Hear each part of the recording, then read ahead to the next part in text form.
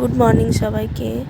আজকে মঙ্গলবার, আজকে সকাল থেকে ব্লগটা শুরু করছি। এখন যেহেতু মেয়ের স্কুল ছুটি, পরীক্ষা হয়ে গেছে, তো ওই জন্য একটু দেরি করেই ঘুম থেকে উঠছি। তো আমাদের ব্যালকনি থেকে না এই জায়গাটা দেখা যায়, কেউ বলতে পারবে এটা কি? তো তারপর বাড়িতে চলে এলাম, ঘরে চলে এলাম, এসে কিচেনে এসে আজকে যেহেতু মঙ্গলবার, আমরা মঙ্গলবার ভেজ খাই, তো সেই জন্য এখানে রাত্রের সবজি কয়েকটা কেটে রেখেছি, মিক্স ভেজ বানাবো। আর আজকে দুপুরে হবে ডাল, আলু পোস্ত, ভাত, তার সাথে পাঁপড় ভাজা থাকবে। তো এখানে আমি আলু পোস্তটা বসিয়ে দিচ্ছি। কিছুই না, আলু পোস্ত বানাতে সবাই জানে, আমি জাস্ট একটু শ্যুট করেছি এমনি। তো আলু পোস্তটা বসিয়ে দিয়ে আজকে ব্রেকফাস্টে কি বানাবো কিছু ঠিক ছিল না। তোর বাবা বলল যে তাহলে ছাতুর শরবত দিয়ে দাও, তো আমি বললাম ঠিক আছে তাহলে। তো এদিকে আমি একটু দুপুরে রান্নাটা বসিয়ে দিলাম,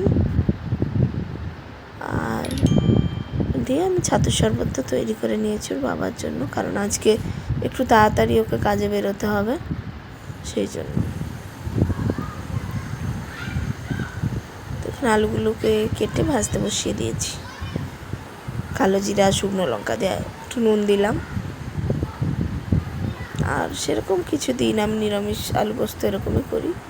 অল্প হলুদ দিলাম, একটু টমেটো দেবো, ব্যাস এটুকুই।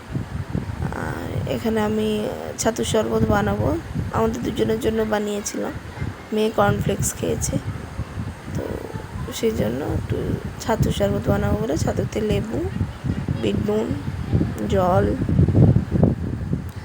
চিনি সব কিছু দিয়ে নর্মাল যেমন শরবত হয়, তো সেরকম শরবতটা বানিয়ে নিচ্ছি।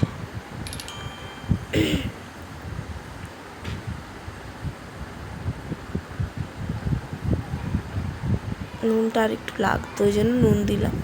তো এবারে একটা গ্লাসে করে ওর বাবাকে দিয়ে দিলাম, আর একটু রেখেছি, ওটা আমি খাবো।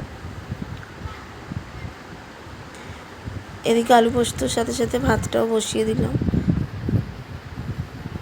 তো আমাদের এই ছোটো জায়গাতেই ভাত হয়ে যায়, যেহেতু আমরা অল্পই ভাত খাই, আর 3 জনের মতো ভাত হবে, তো এটাতেই হয়ে যায়। এদিকে আমার আলু পোস্ত হয়ে গেছে, ওপরে একটু সর্ষের তেল ছড়িয়ে দিলাম।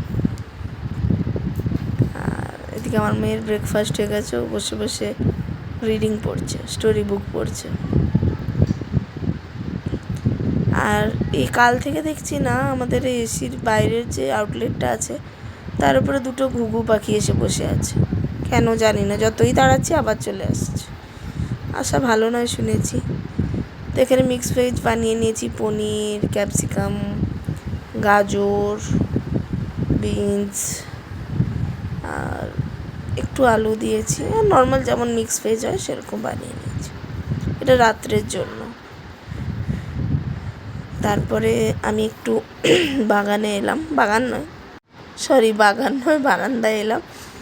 তো এখানে না আমি 2টো গোলাপ গাছ কিনে এনেছিলাম, বাট গোলাপগুলো 2টো করে ফুল হয়েছিল, সেগুলো হয়ে যাওয়ার পর না আর ফুল আসছিল না। আমি ভাবলাম বোধহয় গাছগুলো মরেই যাবে। তারপর দেখছি এই 3-4 দিন হলো একটা গাছে অনেকগুলো পাতা বেরিয়েছে নতুন, আরেকটা গাছে ওই যে আজকে দেখাচ্ছি ছোটো ছোটো ছোটো ছোটো পাতা বেরোচ্ছে, আমার খুব ভালো লাগলো। আর এখানে আমি তারা